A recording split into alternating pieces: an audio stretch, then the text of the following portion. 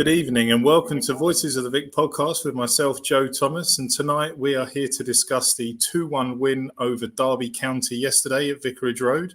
I'm joined by Ben Aiton and Caity Kirkley. Caity's first time doing a review of the one of the games this season. So welcome again, Caity. Ben, this is a bit of an odd one, isn't it? You answering and me doing the hosting. I'm a little bit nervous, I'm not going to lie. But yeah, first of all, obviously you guys were both at the game yesterday. Start off with you, Ben. How are you doing and did you enjoy the game yesterday? Yeah, I'm very good, thank you, mate. I hope you're well as well. It is a little odd this tonight. I felt a little uneasy all day because obviously I'm the one who normally preps and does all the stats and research for it and hosts the show. So being on the other side and in that other chair tonight, answering questions, I'm looking forward to it because Mike kind of gave up hosting about 3 years ago, and whenever I offered to him saying, "Do you want to host tonight?" It's like, "No, it's all right. You take the lead." It's like, "All right, great." But I actually quite like giving my opinions on the game as well. So I'm looking forward to tonight, and you're going to smash it tonight, mate. Don't put any pressure on yourself. You always do a sterling job when you're hosting. But yeah, good to get back to the Vic yesterday. Obviously, my first game back because I missed last week's game, and it wasn't as exciting as the Stoke game, but it's still 3 points, and there's just such a good feel-good factor at Vicarage Road now. Yeah, there is. And obviously when you're winning and on such a good run like us, there's plenty to be happy about. Caity, obviously, you were at the game yesterday. You in a good mood after yesterday's victory? Yeah, it was really good. It was also my dad's birthday yesterday, so we got a birthday win for him, so he was very chuffed. But yeah, no, same as Ben, just echoing how nice it is to go to the Vic and how nice it is to come on the podcast and talk about the team when they're doing well and they're winning. It's horrible when we're losing and it's all, doom and gloom, but to come on and actually be positive is really nice. So I'm excited. Yeah, it's obviously I wasn't able to go yesterday. It's my eldest daughter's birthday weekend, so we had a party for her yesterday with all her friends and that. So I was keeping an eye on the game after that, and then obviously I did the first 3 games of the season. That was great. So yeah, gutted to miss out yesterday, but it's nice to keep the run going. I've got to say, I've got a lucky pair of shorts. I'm wearing them at the moment. I bought a new pair of shorts before the season started, and I've worn them for 5 days, 4 of them being on match day, and we've won the 4 times. So I'm going to keep wearing the shorts until. Are they red? No, they're not red. They're great. They're a grey Nike pair. Are we going to get to see a little clip of your shorts, Joe? I'm hoping that you are wearing. I am wearing shorts. They're just a little. Oh yeah. You've done it, everyone. Yeah, so they seem to be the lucky shorts at the moment. So I'm going to keep them going until we. Have you washed them? Yes, I have washed them. Yeah, they've been washed. Okay, I didn't know there was that kind of lucky shorts where you weren't washing them until a defeat. No, they have been washed. Yeah, seeing as you haven't washed your hands since you shook Hoot's hand as well, I hope that's still going. Yeah, strong. He's left now. They're all washed and clean. Got rid of that quickly. Bye. But yeah, so going into talking about the lineup yesterday, Larouci, obviously, Yasser Larouci obviously was the only change of the starting 11 yesterday. Obviously, with how well people are doing at the moment is kind of showing with. Thank you very much, Jess. That's really nice. With Larouci being the only change, obviously, Ngakia, as we know, a hamstring injury, I believe, was it? I don't know, mate. He's made a laugh. I feel sorry for the kid, but it's just unfortunate. He gets a run of games and he picks up an injury and he's out again. But yeah, I don't know. It could be anything with it, Jeremy. Yeah, so Larouci obviously came in. First of all, Ben, how did you think he did? Because I was quite surprised on, I think it was around between 60 and 65 minutes. I think maybe 62 minutes gone. He brought him off. How did you think he did in that hour that he was on the pitch for his full debut? I thought he did okay. He didn't really have much to do defensively, but he wasn't as attacking as what we've seen from the MK Dons game and the Stoke City game, where he was actually had a so much space to run into, and the ball was played in front of him. Yesterday, with Derby putting all the men behind the balls early doors, there wasn't that space for him to run into, and I thought he struggled a little bit. And I kind of wanted him to take on his man, because we've all seen his pace. So I think he was a bit reluctant to do that yesterday, and he might have got into a good position and played the ball backwards, similar to what we saw with Jamal Lewis last season, which absolutely frustrated me to the heights last season. But give Larouci lots of time still. I'm not going to criticise him. It's obviously his first start, but I think he was taken off only because that's 60 minutes he's played now for Watford. Previously, it was just cameo appearances off the bench. So he is increasing those minutes. But I think maybe Clev's got one eye on the Plymouth game this week, where he would obviously probably start Larouci again and maybe increase that time limit a little bit more. Yeah, I think you're right. I think obviously he came on as a sub in the MK Dons game, and I think like Plymouth at home is probably the perfect game for him to get some more minutes. How did you think he did yesterday, Caity? Were you quite pleased with what you saw of him? Yeah, I mean, again, I don't want to criticise him, because I think if we're talking about performances, I think that was probably one of the weaker ones. I just thought there wasn't a lot for him to do. But again, it is about building fitness up, building game time up. I think we've seen him come on more as an impact sub, and I think that's where he's probably been stronger than a start. But it happens with every new player. They're going to build up from, getting their game time up. It's only a matter of time that he'll be playing the full 90 and at the same level for the full 90. So I don't want to sit here and be like, oh yeah, he was rubbish, because he wasn't. I think in that MK Dons game, he was great. And I think, again, he wasn't a massive standout for me yesterday, but I think he'll be looking towards Plymouth as a game for him, because I think he could get a start and probably play, the full 90. Yeah. I think the most important thing for me is that a left-sided player started on the left side yesterday.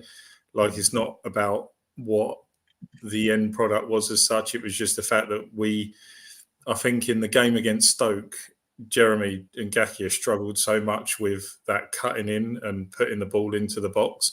And obviously, he did try, I think, twice with his left foot that game, and he couldn't get the ball in. And it was just, you could see that it was a real struggle for him. So the fact that we had someone with a good left foot yesterday, hopefully as time goes on, he will improve and it'll get better as time goes on.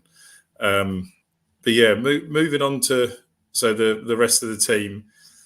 Daniel Batman, obviously, we've not really spoken too much about him this season. Not been any errors, not really been any saves. It's been a bit of a quiet start for him, hasn't it, Ben, so far this season? Do you think that's due to more the quality of the teams that we're playing, or do you think that the defence is actually doing its job and it's really limiting him to not have to make any saves at the moment? A bit of both. I think you've seen that we've played Millwall, Stoke, Derby, like teams that were down the bottom end of the table last season, and Derby obviously getting promoted from League One. So I don't think he's really faced that good quality in the Championship yet. But equally, I think the defence are doing such a good job to protect Daniel Batman at the moment as well. And Daniel Batman just seems a little bit calmer, similar to last season when Tom came in. He's got that little bit of confidence. He seems calmer on the ball. He's not rushing out and making errors. And I think having like a quite a solid back line in front of him is working wonders for him. It's given him the confidence to play. And I've been harping on about Daniel Batman for a while, and I'm probably one of his biggest fans on this podcast. And I think when he does get called into actions, he's one of the better keepers in the division to keep us in games. But I think he's not had much to do so far, but that's a good thing. That's saying that we're doing the right areas of a pitch further up, as in we're more effective going forward than what we are having to do lots of defensive duties. If we carry on being more attacking minded, then Daniel Batman should have an easier season this season. Yeah, I agree. And Caity, what have you thought of Batman so far as a overall start to the season? Do you think he's been all right?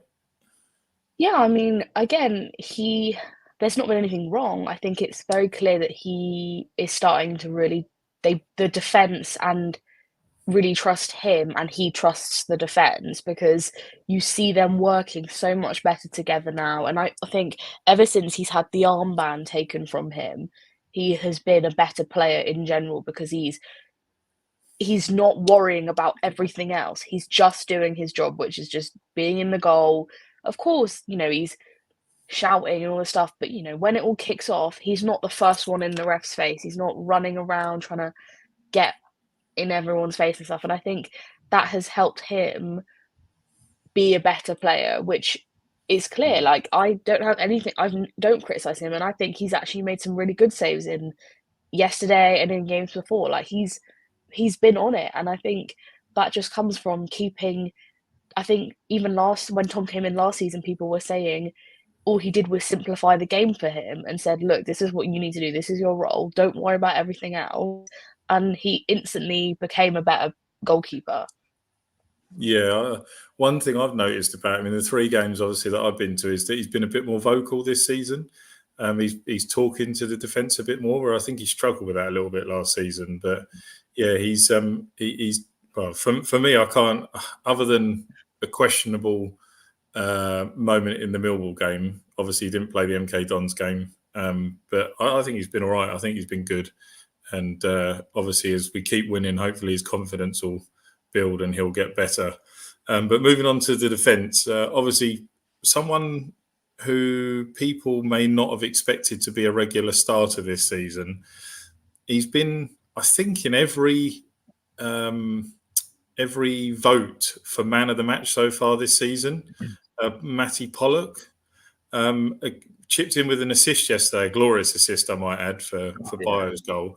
A stat that obviously Ben passed over to me earlier, that Pollock has got the most aerial duels won in all of the top European leagues, with 28 at the moment, 4 clear of anybody in second, or the next person in second. It just shows you how well he's doing at the moment, doesn't it, Ben? It really does. It's taken me by surprise, the rise of Matty Pollock. I wasn't expecting him to be this good this season. I wasn't expecting him to start games, if I was totally honest. And for him to come in and start games and play the way he is a credit to himself. He's been absolutely outstanding, and he was my man of the match yesterday. And you know what? I kind of didn't think that he was good enough for this level, and I mentioned this last week on last week's pod. I didn't think he could cull it at the Championship, but he's made me eat my words, and he's fast becoming one of my favourite Watford players in this current team. I just love the work rate that he has about himself to try and improve himself to make him better on the field. And then you see that when he's playing the game as well. Caity, you probably saw it yesterday. He ran through like 2 or 3 players to get the ball. He clattered one person and headed it, and the ball fell near him. So he got up and clattered another person to get the ball. It was like, I don't care what I'm doing. I don't care who I'm going through. I'm winning that ball. And I just love that mentality. And yes, he's not the quickest, but he hasn't been tested. And that's down to how well maybe the midfield 2 in front of him, which we'll probably discuss a bit later as well. So he's getting that protection from like Sirielta to his left-hand side. He's got Musa and Tom in front of him, and Daniel Batman behind him, like you're saying, being very vocal this season. So he's not put a foot wrong. And if you end the season now, I think there'd be no arguments for Matty Pollock to be player of the season, because like you say, he's been in everyone's man of the matches in every single game. So that's just credit to him as well. We've been playing these games without Wesley Hoot, who won player of the season last year. We've had to try and fill that void without playing with our best defender. But Sirielta stepped up and Matty Pollock stepped up, and Porteous can't even get back in the starting lineup. And that's credit to Matty Pollock. Yeah, I agree. And one thing I actually pointed out, which I thought was a surprise to me, is obviously Cam and I did a couple of pre-season games together, and at Gillingham we were really close to the pitch. He was really vocal with Sirielta and Porteous, and he was telling them what to do, where to go, really trying to be a leader, and that really surprised me then. And I thought, well, this guy's stepped up a little bit. And obviously I know it was only pre-season, but he's taken it into the season and he's actually shown what a good defender he is. And from, previous conversations, I remember when I was up in Aberdeen for Elton John last year, the cabbie that I had, obviously I told him I was from Watford. He said to me there that, the Aberdeen fans were gutted they couldn't get him back and on a permanent, because he was one of the best defenders they'd ever had at the club. And so, it's telling in his performances at the moment that he's really putting in a shift and doing well. Moving on to another man in the defence, Caity, Serialta. We obviously briefly spoke about him earlier. Obviously, I was one person who was heavily critical of him before the ball was even kicked against Millwall, and even joked that he would be booked within the first 20 minutes at Millwall. Obviously, he did get booked very, very early on. But since then, he's actually been pretty good, and he's actually not really put too much of a foot wrong either, is he? Yeah, I think you could say this for all the defenders. I mean, for me, like, losing Hoot was a huge, like, dent to the team. You're losing your player of the season, your captain, like one of the best defenders I think we've had recently. And all I'm seeing from Pollock, from Serialta, I'm seeing Hoot. I'm seeing elements of him.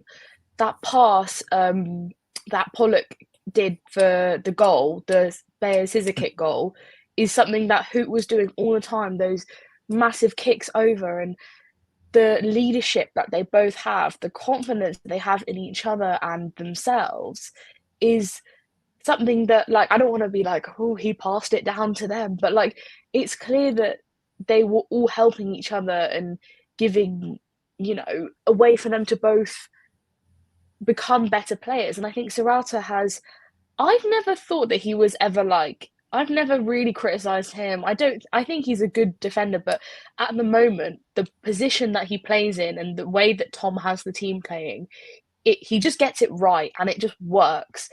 Everything just clicks. I don't know how to explain it, but everything is just clicking right now. The way that the players are playing. And I read Andrew French's tweet that Serrata said after the game, where he like spoke to him, and he was saying like, we are confident. We don't worry when we go a goal down. There's like clearly a drive and a fight in him and the whole team. And I think that is something that is all from Cleverly. He's brought that into the team.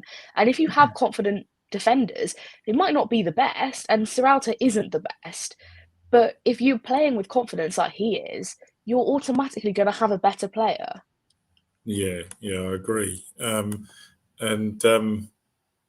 Yeah, sorry, Ben, I can't, for some reason it's not letting me, hold on. Does it let me? Oh, there we go. Jess has just pointed out something. Morris impressed too yesterday. I never thought I'd say that. Ben, what did you think of his performance yesterday? Obviously, I was quite impressed with just how calm he was at the back against Stoke. Obviously, they didn't really pose too much of a problem yesterday. I think Derby were a little bit better going forward. Were you impressed with him, and do you think you can see him? Obviously, it's a big step up next week, going to Bramall Lane and playing a full game there in a position you're not too familiar with. Can you see him starting that, and do you think he's cemented that position now? He has done very well since he's came in, and I think that position does suit him better than being a left back or a left wing back, because he's not the fastest of guys, is he, when he's bombing on, and he hasn't got that quality where he's putting the balls into the box for us to get on the end of. But he does suit it very well. He keeps it simple. One little negative from him yesterday, I thought he was a bit slow in possession, where he could have maybe played it a bit faster down to Larouche. And that's why we maybe didn't see Larouche have a great impact on the game, because he wasn't getting fed that ball quicker enough for him to run onto. And Morris was maybe a bit too slow with it. But I thought he had another solid game. And how many games has James Morris now played in a Watford shirt? It must be close to probably about 20 appearances. And that's not bad for a bit part player. And he's came in, and Tom felt confident enough to give him another start when he's got Porteous on the bench still, and he's keeping him out of the team. So Tom's obviously fully believing on him, and it's rewarding for James Morris as well. He got rejected from Southampton. He had to find a new club. Watford gave him that opportunity. He's knuckled down. He's got himself in and around the first team for the last 2-3 seasons, and now he is keeping like a international player on the bench. So just credit to him, really. towards the end of the game, there was a bit of a misunderstanding between Morris and Batman, where Morris underhit a back pass and it caused a bit of issue. But we dealt with it. But I thought that was maybe a bit of inexperience from James Morris. But he's going to learn from it. He's got to make these mistakes to learn from. And then he was shortly replaced after with Porto coming on, because I think cleverly thought that Derby was going to throw the kitchen sink at us and we kind of needed more aerial presence. So I think that's why Porto came on for James Morris. But again, that's probably like a 7 out of 10 performance. He didn't do anything particularly wrong. It was quite a solid performance from James Morris. Yeah. It's interesting, isn't it? Because obviously we've not really mentioned too much about it, but there's been a few like Twitter murmurs about Porteous and what's going to happen with him. But do you think it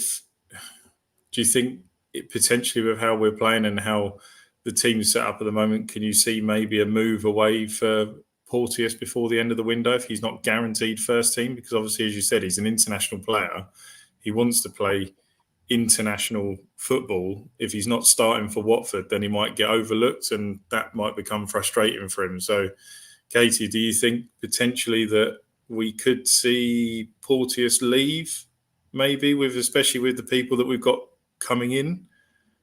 I don't think so. I think I don't know if I'm making this up, but even like last season, he spent some time on the bench, and I think the squad that we have now, and again, going back to what Serralta said to Andrew French, he said, like, you have your squad, and he said, if one person's out, it's people who are on the bench. It doesn't mean you're on the bench because you're worse, or I think it is just about having a good rotation of players. I think when people play in the cup on Tuesday, like that's not you saying, oh, you're worse, so we'll play you for the cup. I don't think Porteous will be annoyed that he's not playing. Obviously, everyone wants to play, but it's happened in the last 2 seasons where the first team sort of changes with who, injuries happen. I hope that he doesn't want to move, because I think he's a great player. But, Morris might, break his leg tomorrow. You don't know. I think losing him would be a big loss for us. And I would say that, again, maybe when we have the harder teams, we've got a big, hard run of games coming up, I'd probably be picking Porteous because he's more experienced, he's older, whereas Morris is still young, learning, easier to make mistakes. I would be just saying that those two, you have to fight for your position in the team. But if you're on the bench, it doesn't mean that Tom Cleverley doesn't rate you. It just means that's what he's decided, and the team just kind of have to accept that. I would hope that doesn't mean he thinks, oh, I need to get a move away to get first team football, because he is in and around the first team. He came on how many minutes ago? I don't know, in the 70th minute or something. That's not bad. And wasn't he sick or something last week? Yeah, so maybe he's he recovering from that. Apparently he was unwell, which is why he came out of the team. Yeah. Slight illness. I don't know. I wouldn't be surprised if he does move this transfer window, just to be a little bit different. And I'm not saying that Porteous is going to throw his toys out the pram because he's been on the bench the last couple of games. There's obviously some murmurs going around that Celtic are looking at Ryan Porteous, one of the biggest sides in Scotland. So that might be attractive for him to move back to closer to home. We're also bringing in 2 central defenders. Okay, we've lost Wesley Hoot, but Ogbona's coming in, Kevin Caben's coming in. And also the emergence of maybe Morris as a left centre-back. I think that might give maybe a bit more freedom to allow Porteous to move on if there is an opportunity for him to move and there is a move for him to make. So I just wouldn't be surprised. I don't want him to move. I think it's a decent key defender, and with Wesley Hoot going, we've kind of lost a shit house, and Porteous is the only real shit house left in this team. So I kind of want him to stay purely for that factor as well. Supposedly Ogbona's a bit of a shit house as well, though, from what I've heard. But he's still good enough for me. I think he's good enough to start games, but I think also the emergence of how well Pollock and Sirielta are doing has changed that situation for Porteous a little bit. Like, what does Ogbonna do when he comes into a team? Does he play in the middle, or does he play left centre back? Because Sirielta's been outstanding in that middle. Obviously, Pollock's on the right hand side. So where does Porteous really fit into this? Because you can't drop Sirielta or Pollock, and then with Ogbonna coming in, he's coming in to start games. Okay, it's going to take a few weeks for him to get up to league fitness, but yeah, I just see a little bit of is he coming to start games? For me, he's giving like bench. He's giving sub like last 20 minutes. I don't know. I don't know. I don't know. I think someone of his caliber will be coming in wanting to play games. He only did 17 games last season for West Ham, but he's still someone with that experience. And I know we're jumping the gun because we was going to talk about Ogbonna later on, but it's not the first experienced centre half we've signed from West Ham. Joe will know. Malcolm Mackay came in. He was like 36, 35 when he came in. He played every minute of the season, and he was rocking that defence. Also played in red shorts that season when we got promoted. So it might be a lucky omen that Ogbonna is coming in. But yeah, I think he's going to come in to start games. Obviously, when his fitness is up there.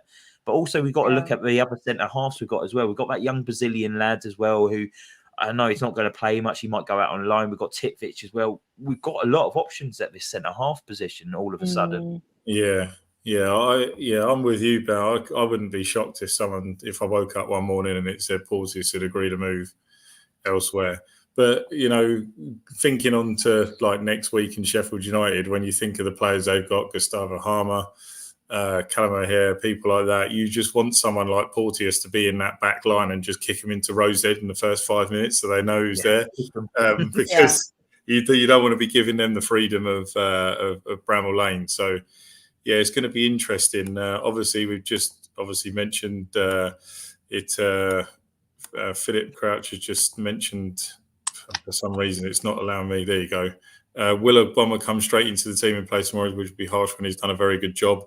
It would be harsh. I'm kind of with you there, Philip. It would be harsh to him, but yeah, like Ben says, someone of that caliber, he probably will come in and be starting. Moving on to the midfield. Moussa Sissoko obviously scored yesterday, a fantastic finish to a good move with his goal. But overall, so far this season, from what I've seen and from what I've seen people saying, he's been phenomenal since he came back into the team. Obviously, a lot of people. Someone actually said to me, I can't remember if it was last week, am I happy that Sissoko's here and Livermore's not? And based on what I've seen so far, 110%. Obviously, is that even a question? Well, because there obviously were question marks. Obviously, people like Sissoko's coming back. Obviously, it was a bit of a comedy the way he left and stuff, wasn't it? And it was kind of like, a bit of a shame to a good stint at Watford. Obviously, he's come back in and, I've been really impressed with everything he's done so far. How do you think, Ben, that he's been doing in that midfield position? And are you impressed with the partnership that him and Tom Dele-Bashiru are forming together? He's been outstanding. He really has. And when we was rumoured to sign him, I put him in the WhatsApp group going, I don't think he's going to start games. Surely he's not coming in to start games. He's not going to be good enough at his age. He's not going to have the legs to go up and down the pitch because Sissoko's box to box, isn't he? Yesterday's showed that he's good enough at this level, and he is box to box, and he's not going to stop running. There was a good example in like the 85th minute or so. Derby was on the counter attack. They was running right way through. I think there were maybe one Watford central defender like Sirielta, and then Sissoko came out of it at nowhere, and he caught up with the guy, outmuscled him, got the ball, and Watford was on the attack straight away. And it was just like, he just shows class. He's Premier League class. He's too good for this division. He's totally different to Jake Livermore as well, where he's more of the enforcer, Jake Livermore, where Sissoko's is just that legs and that experience, that cool head. And also he's decent in the box, in the opposition as well. The way he adjusted his feet to get onto that the rebound to put it into the back of net was absolutely outstanding. And you can see why he's got so many international caps for France as well. I'm glad he's back because he's exactly what we've needed. And him and Tom Dele-Bashiru have just got a great understanding. Like he came back to the club. I don't think he's played with Tom before because I think Tom was on loan at maybe Reading when was in the Prem possibly. Yeah, I think he was. So they've came in and they've gelled straight away. Like they've known each other for years. They've got a great understanding. They'll know which midfielder was retrieve the ball off the centre halves. They know which one to go, which one to sit. And it's such a good understanding, and they mirror each other. When one has a good game, the other has an equally good game, and both of them haven't had a poor performance so far. And it hopefully, if they're playing this good after 4 games, this is exciting for the rest of the season. I'm not going to give predictions of like where we're going to finish, but with those two in the middle, if they're fully fit and they can keep their energy levels high, I think we're in for an enjoyable season watching this football club. Yeah, I agree. And Tom Dele-Bashiru, obviously Sissoko has been outstanding, but one thing I will say is that I don't know if you noticed this yesterday, and obviously I've not seen too much of the game from yesterday, Caity, but Tom Dele-Bashiru picking up loose balls and cleaning up a mess when someone's attacking and just being able to pick up the ball and drive forward. I mean, he's just showing just what a difference he's making to the team as well. I've been really impressed with him as well as Sissoko. Yeah, I mean, Dele-Bashiru, he's been outstanding. I mean, he has had so many injuries and stuff where he's not been able to play, and he has sort of come into this season looking like a new player. I'm like, who is this guy? I don't recognize him. And even when he was playing, I thought, he might play a few games here and there, but I doubt he's really going to keep his place because, we've got other midfielders and stuff. And he has really, really stepped up. Him and Sissoko, the partnership works so well. And like you've said, they mirror each other.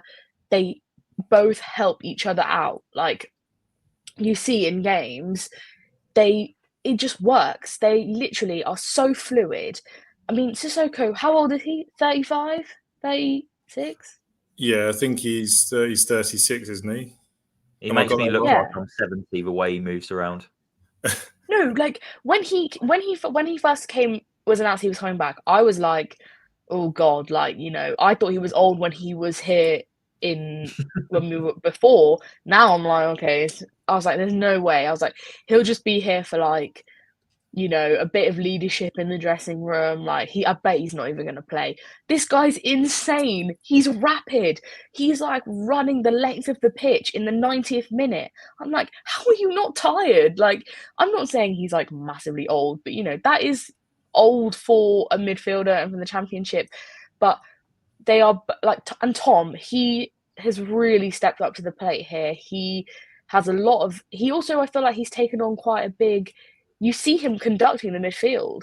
A lot of the time on the pod last season, we've been saying, midfield's non-existent. There's nothing there. There's never anyone there.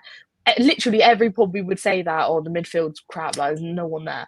Now, the midfield is the main part of this squad. They just communicate so well with the attackers, with the defenders, with everything. They're just great. Honestly, I love them. Yeah, I agree. And just something that Brandon's pointed out in the comments is that he's a great role model for the players around him.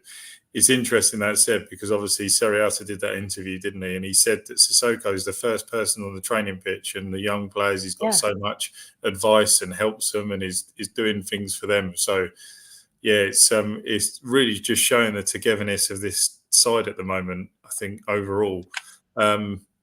Another player that has really, really impressed me and that I really love at this club at the moment is Georgie Chavakatsi. I just think the guy oozes class.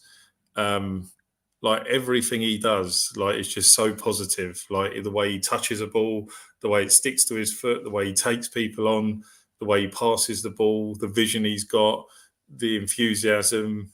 I just think he's brilliant. Ben, obviously, he's got one goal and 1 or 2 assists this season.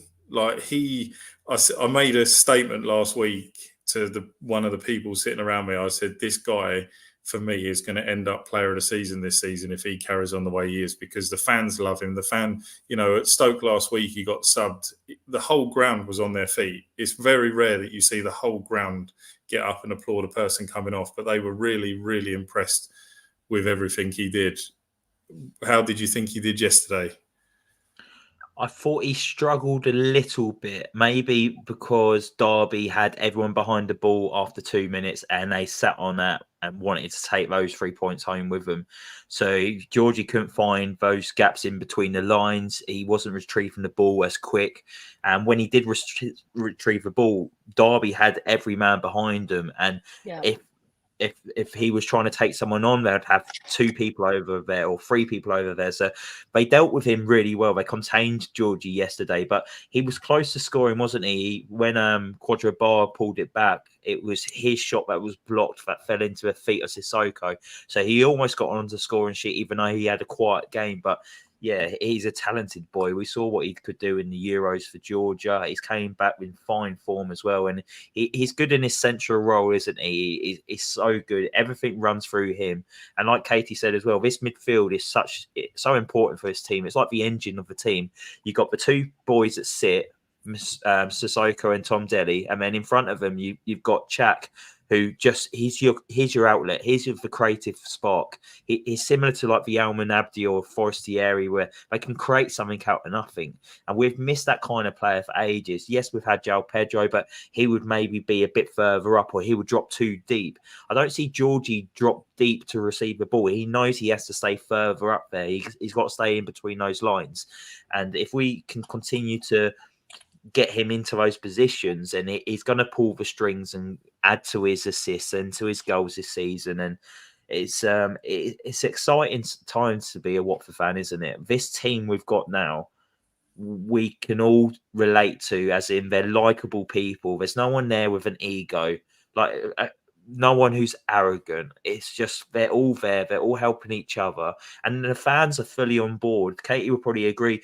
The moment Derby scored yesterday, 2 minutes in, normally you'd get silence until something happened. The moment the ball went in the back of the net, the whole of the rookery, the other stands, were all singing Tom Cleverley's Yellow Army. And I haven't heard that for probably about 3-4 years, where the team are fully behind, the fans, are fully behind this team.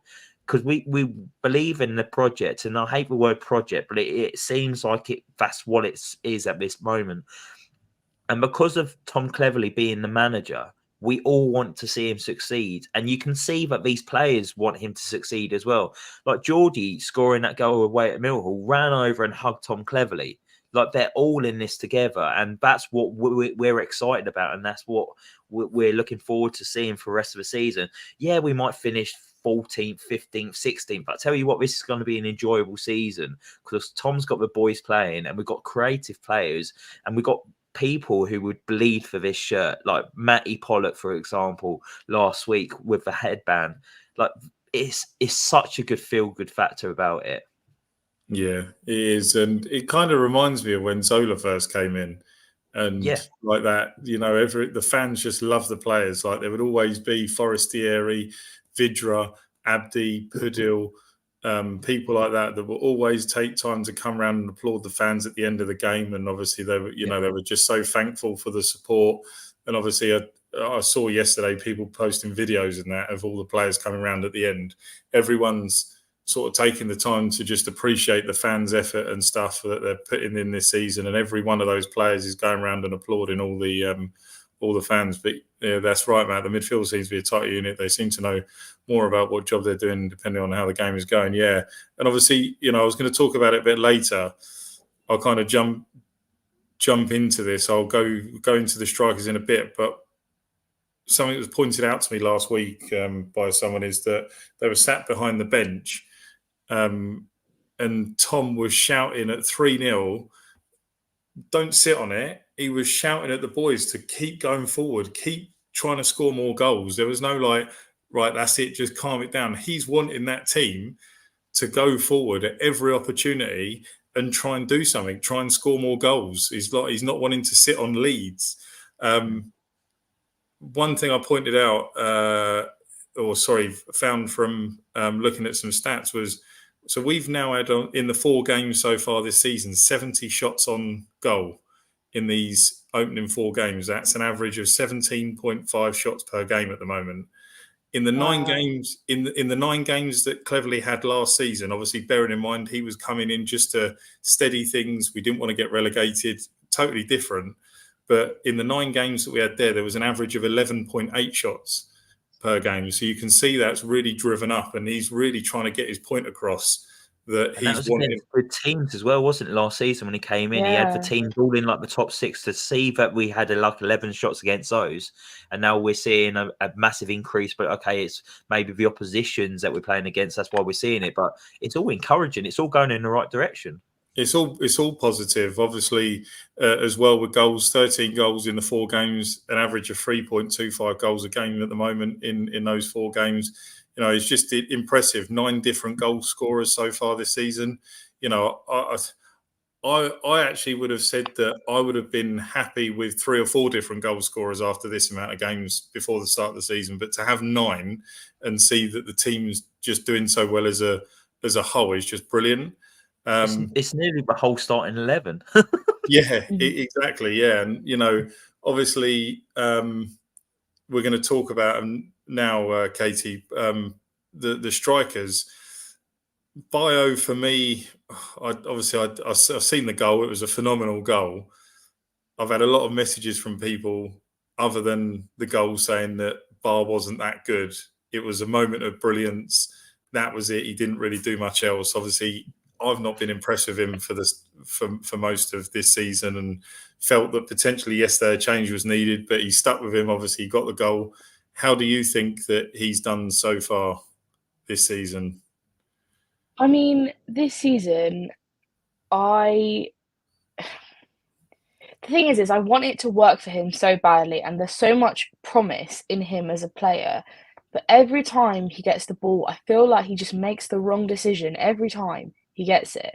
Like, every time he'll be in the perfect space and he gets in the good areas. He'll get the ball, he should have a shot, and then he's always turning away from goal or passing to someone else. And I'm like, you are the striker.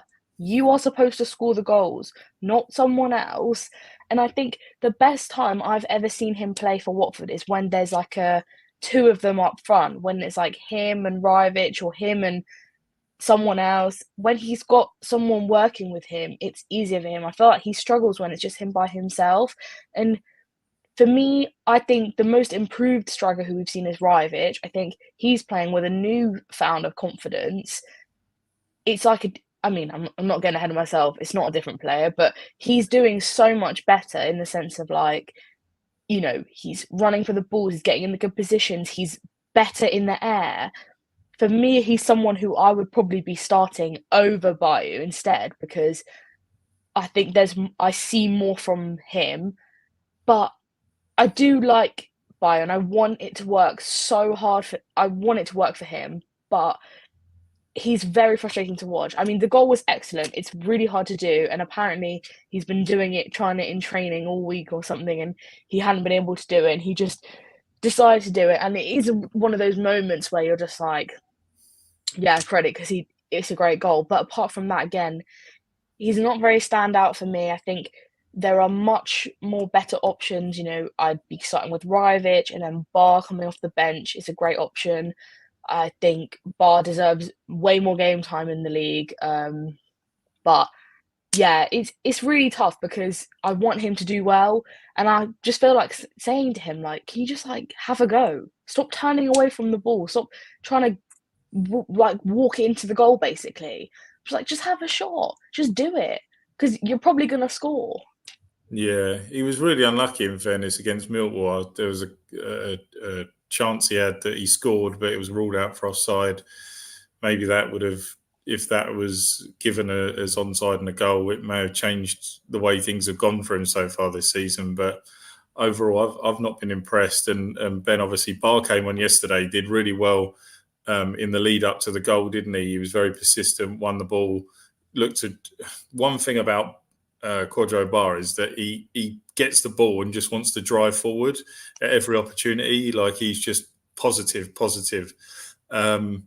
Do you think that do you obviously, there's been a lot of comments just going back that people saying Bar should start. I was calling that from the start of the season. I was really impressed with him in pre-season, his movement. I know he only scored 1 goal in the games he played, but it was just the fact that it wasn't always coming off for him, but he was always just wanting to look to put Watford into positive positions, and that's what I like about him. It will just, if he scored a great goal against MK Dons, granted he got a lot of space against a poor side, but with goals come confidence, and with confidence comes better performances. So for him, it would be really great, I think, if he got a start on Tuesday. But Ben, with Bio scoring yesterday and him struggling a little bit so far in front of goal, do you think that Tom could maybe look to change things and play Bar and Bio, or do you think maybe he will bring in Bar and give Bio a rest?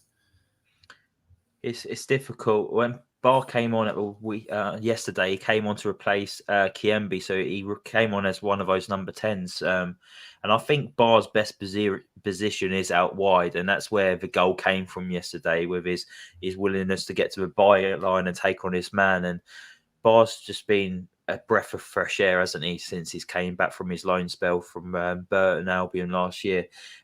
He's young, he's hungry, but the thing that impresses me the most is his quality, and we've seen that in his cameos that he's had off the bench. Against Plymouth on Tuesday, I think that Klevs is going to start Rajovic down the middle, similar to what he did against MK Dons. So I think Bio's going to get the rest. I think Rajovic is going to go through the centre. And I would love Bar to get a start and show us what he can do. But I think he's going to play a very similar side to what he did against MK Dons. So then it's going to be the likes of Tom Ince is going to get minutes again. So I think Bar might have to make do with a sub appearance again. Maybe at halftime come on, because Vata's going to get game time again. And obviously, I think Plymouth are going to make a lot of changes to their team as well, because their main priority will be staying in this division. And they got 2 people sent off the other weekend, so they're out suspended already. So I think they're going to make a lot of changes. And I think that Watford will probably just go back to what they did against MK Dons. But yeah, Quadro Bar's an incredible talent, and this is his breakthrough season for Watford. Yeah, I agree. I really hope he just gets better and better. Like I say, he's really exciting to watch. Just one player I didn't actually mention and kind of skipped a little bit past. I think it was kind of maybe just because he didn't really do much yesterday, potentially. But Edo Kayembe, Caity, do you think... How impressed were you yesterday? Obviously, he's been a bit of a goal machine, obviously scoring in the first few games of the season. Do you see... Were you impressed with him in that number 10 position? Like, do you think he's going to stay there for the season, or can you see a change maybe in maybe Tom Ince or even Rocco Vata maybe coming into that position later in the season? Do you think he's got that cemented now, Kayembe? I mean, again, people are going to have... I feel like when he's been a goal machine, you kind of expect him to, come out every game now and want to score loads of goals. And I do think, I think he was quite quiet yesterday. I don't think he did a lot. But, I think Derby defended really... Like Ben said, they were literally defending from... As soon as they scored that goal, they were like, okay, we're just going to defend now. And they were quite good at closing in on players. Like, they closed on Georgie, they closed on Edo. I thought he just didn't do a lot. There wasn't... And at one point, I even didn't even realise he was sort of on the pitch, because we were talking about players, like me and my dad, at the end of the game, and we were like, oh, so-and-so is so good and this and that. And I was like, oh, yeah, and then I was like, oh, yeah, Kayembe was playing. I didn't even realise, because he didn't even... Oh, my God, the wind just opened my door. That was really scary. I think it's like, oh, my God, what was that? But, yeah, I think, again, he just didn't have a lot to do. But that isn't a criticise for him. I think he's been excellent in all of the games, and, he clearly has a great finishing, goal-scoring machine foot. So that's really good for him. I just think yesterday was more of a, the goals were the goals. But apart from that, like you said, the game wasn't that exciting, so there wasn't a lot going on. It was sort of about just getting the win. But yeah, I wouldn't criticise him. I think the role, I feel like people are very mixed on him. People don't really like him in that role. I don't know. I don't mind him there. I think it works for him. But like you said, now when I'm looking at this people on the bench, at first I thought, oh, we've got a really small squad. Now I'm like, we kind of don't. We kind of have a lot of options. I'm thinking, oh, who's going to play on Tuesday? I'm like, there's a lot of choices there for who can play if you're looking at people who are on the subs bench, and with all these incomings that are hopefully coming in, yeah, it does make the squad a lot bigger. So yeah, I don't know. I thought he was fine, but nothing special. Yeah, I think you're right. I think obviously just looking at the side there, obviously there's one thing that I don't know whether it's disappointed, but we've not really seen too much of Rocco Vatti yet this season. Obviously, he had a really good game against MK Dons, but he was an unused sub yesterday. Obviously, the game didn't probably warrant him coming on, which is why Tom made the subs that he did. It was good to see Mamadou Doumbia get on the bench yesterday as well and get in around the match day squad. Obviously, Philip Croucher just put something in the comments saying when Jefferson comes in, we won't have Rajovic, Bio and Bar all on the bench, so either Bio or Bar might go out on loan.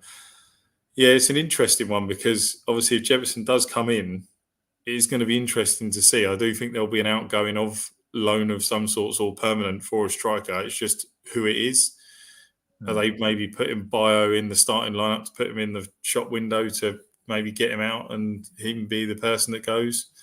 We've got 1 week left of, is it 1 week? No, it's Friday, isn't it? Friday, 11 o'clock, I think the window shuts before it's not open on Saturday. So, it'll be Friday night is when it shuts. One position that obviously I'm just going to touch on for me still is centre midfield. Is I still think we're light there. Obviously, we've got Imran Loser. Obviously, he was an unused sub yesterday as well. If we get an injury there, we've only got Loser to come in. I wonder if with like Tom Ince and some of the other players that we've got, obviously, that have come on, Bar came on for Coimbe to play in that 10 role yesterday. Do you think maybe that he's probably not going to get anyone else in that central position because maybe Coimbe could slot back into that position, Ben, if need be? I think so, yeah. And there was rumours that Imran Losers potentially might have a move to Mallorca. So we'll have to see in these last couple of days of the transfer window to see if anything materialises. But see, with Edo Kiembe, for me, he doesn't suit the number 10 role. And he also doesn't suit one of the roles sitting in the middle in those two positions where Sissoko and Tom Delly is. I think he needs to be in the middle of both of those positions, really. More of like a number 8, maybe, instead of being a number 10 or a number 4. That's He needs the to be one a position striker. on well, he's got his great finishing, isn't he? But yeah, he's that one position in the team that I feel like could be easily changed because of the options we've got on the bench. We've got Bar, we've got Vata, we've got Ince, and I think they're all challenging for Kiembe's spot. Obviously, him getting those goals has helped him keep that spot in the team at the moment. But I do think all eyes will be on that position at the moment. But yeah, Cam said exactly the same last week, Joe. He thinks we're light in that centre midfield option area. I think Kiembe can drop back. It's not his best position, but he can fill a gap. So who knows? We might be in the market, but we look like we're signing a centre midfielder from Belgium, aren't we? So maybe that's the other addition to that midfield that'll make sure that we're okay. But then if Loser goes, then we're back to square one again, aren't we? We've lost a body, brought in a body, but we're where we were at the start of the window, kind of thing. Yeah. Just touching on those, just talking about the signings, obviously, we don't really know. We've obviously done the lowdowns on them. Caben, Jefferson, and I'm going to butcher this, Dumas. Hopefully that's how you say it, from Royal Antwerp. Obviously, as you say, I mean, from everything I've kind of looked online, he's a really exciting prospect. Whether he's going to be a man that comes in and is going to come straight into the first team fold and start games and be in and around the team straight away, who knows? obviously it's an exciting time, isn't it, Caity, for us? You know, we're doing well. We're actually signing players. We were actually thinking, are we actually going to sign anybody? Are we going to do anything in the market? But everything's positive, isn't it, at the moment? Yeah, and I think the best thing about this squad is, I was going to say this earlier, but I forgot, but the players that are playing now, it feels like they've had to wait their turn now, and it's now their turn to come and show everyone what. And Tom Cleverley has said in interviews, he hasn't been backed loads. We haven't signed. We haven't spent millions and millions of pounds. We've lost our player of the season, our young player of the season, our captain, and he's done it all without them. And he doesn't look phased at all. I mean, the squad now is people who I would never have imagined going for 4 out of 4 wins. You know, it's not a team that you look at and go, oh, there are some great names in there, because, you know, these players that we knew 1-2 seasons ago were not great and were not the people we would want as a first choice. Now it's completely different, and I'm really glad that that's how that's like, because I think it's better when you haven't got, you know, we haven't got anyone who's got an ego problem. It's clear that the team really get on, and there's a shared connection and a, you know, they want to win, they want to do it for Tom, they want to do it for the fans. It's really, really good to see, and it makes football so much more enjoyable. I mean, I don't want to speak too soon and, you know, be like, we're going to run away with the league, because I think the next few games coming up after Plymouth will be really the real test of how we can, you know, we'll be playing some really good teams, and, you know, we've got it's nice that we've got a nice home form going, because, you know, we want to be winning at home. We want to make it a hard place for teams to come to, because we really lost that last season. But yeah, I think the next couple of games will be a real test. I think if we can get some good points there, I'm fully on board. And the thing is like, as a fan, I trust Tom Cleverley.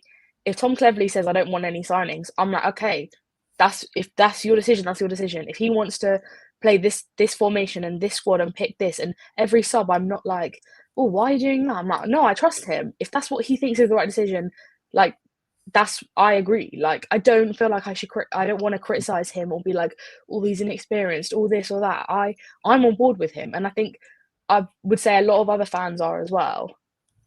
Yeah, like I say, one thing I'd sort of touched on earlier is I just love how vocal he is and passionate, and the connection he's got with the fans. Obviously, he's been at Watford, as we said many times. He's been with Watford since he was a young boy, come through captain, full circle. He's now manager. The fans love him. Yeah. I'll tell you what I do love as well, and no one's really mentioned him so far this season. I've kind of seen in some videos, is Garrido, the effect that he's having on the team. Obviously, he's really experienced from being at Real Madrid. You know, he's clearly a football man, and there's little bits when you look at the bench. I noticed him on the bench against MK Dons. You know, it's just little words he has here and there, things that he passes to Tom. He's doing his bits behind the scene as well. So he's clearly having an effect on what we're doing as a football team at the moment, and really showing just how good we can be. So, you know, that's really positive. Just before we finish up, Ben, just kind of touch on Plymouth on Tuesday night.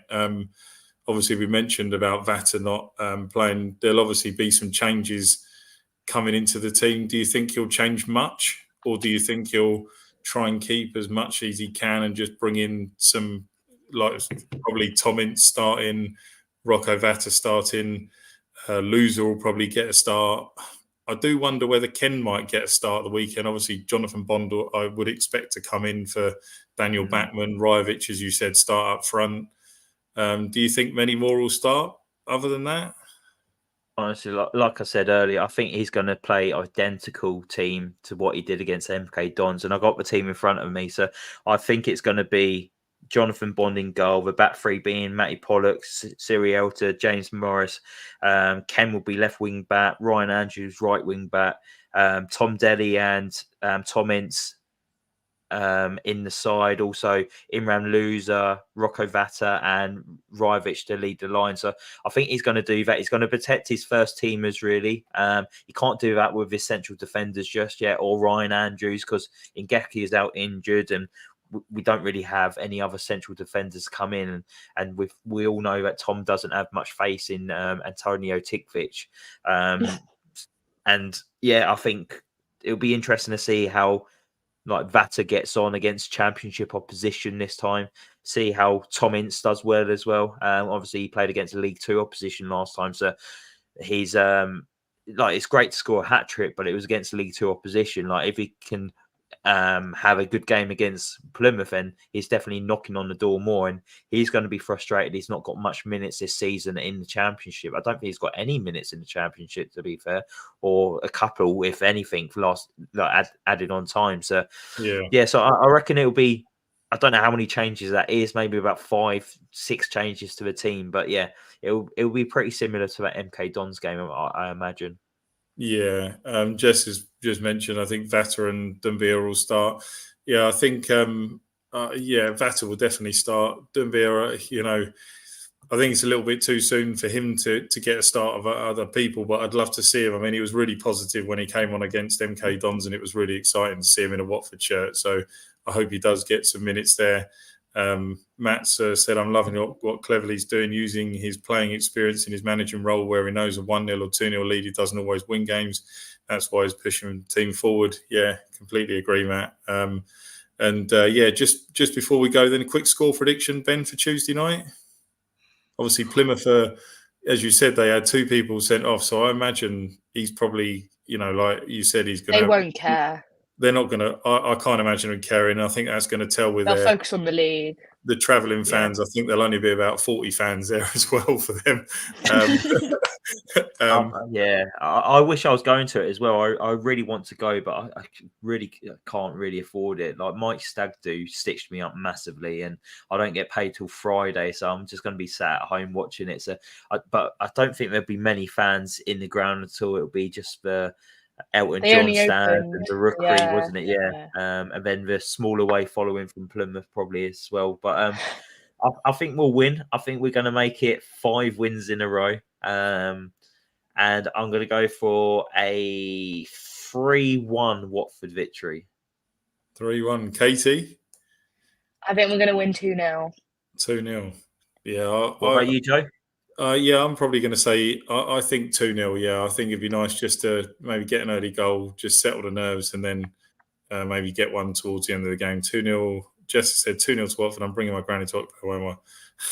Lovely. Well, I hope you have a good time, Jess. And actually, just worth pointing out, actually, something else just quickly, stat-wise, is that this is the first time since 2006-07 that we've had 4 consecutive home games in a row, with obviously the league games up.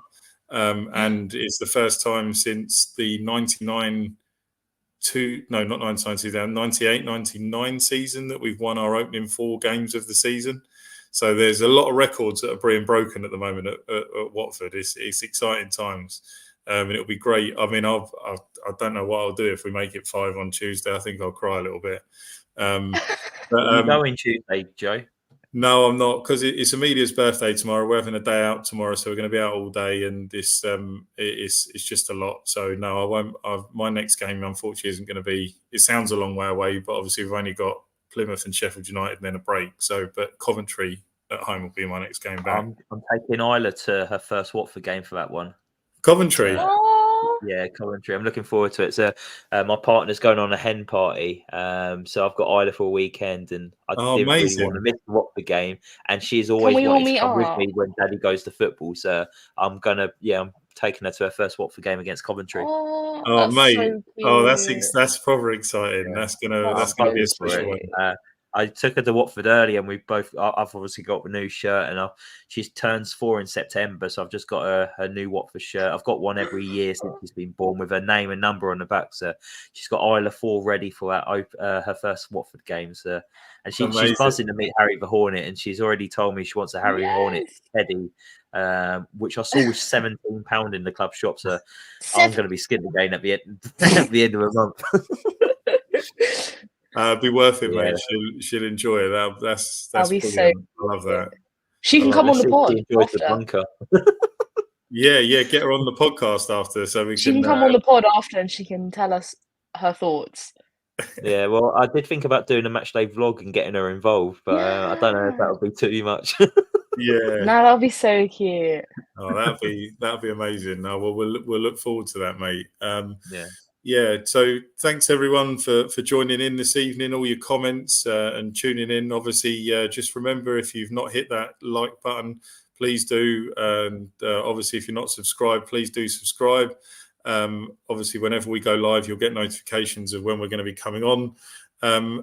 I do believe I did say that I would, regardless of the result on Tuesday, do something straight after the game on Tuesday. So whoever's around, it'll be hopefully myself and somebody else coming on, just having a quick chat, maybe for 20, 30 minutes regarding the game on Tuesday. But yeah, thanks very much. Thank you, everybody, for tuning in this evening. And if you're all going on Tuesday, enjoy the game, and we'll see you all soon. Take care and come on, you Horns. I forgot my Joe can't press the end stream, so I'm just going to do it now. Bye, everyone.